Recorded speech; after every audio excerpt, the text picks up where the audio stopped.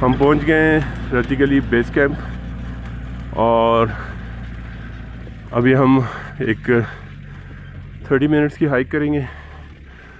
हो सकता है 1 घंटे की भी हो जाए। हम लास्ट जून में आए थे और बर्फ़ में फ़र्स्ट टाइम आए यहाँ पे, और किसी का चप्पल भी रह गए। और ऊपर जाते हैं तो अभी हम रत्ती गली को एक्सप्लोर करेंगे। फ्रीज्ड रत्ती गली, दिस इज़ आवर टारगेट।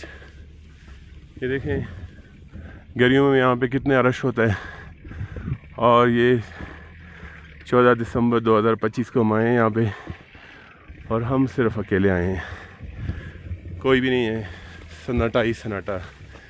और बर्फ़ में एक चादर ली हुई है, सफ़ेद चादर। हाय हाय हाय, व्यू चेक करें। ये हमारे इनकलाबी भाई, और इन्होंने रत्ती गली झील को एक्सप्लोर किया है। और पहले अस्सलाम वालेकुम, कैसे आप बताएं ज़रा रत्ती गली के बारे में। रत्ती गली ये तकरीबन 12 जो महीना है, मेरे ख्याल में ज़िंदगी के शायद पहला ही महीना होगा कि आप इसमें बर्फ़ नहीं देख रहे। तो आज वेदर कास्ट थी कि बर्फ़ की, और 13, 14 और 15 को।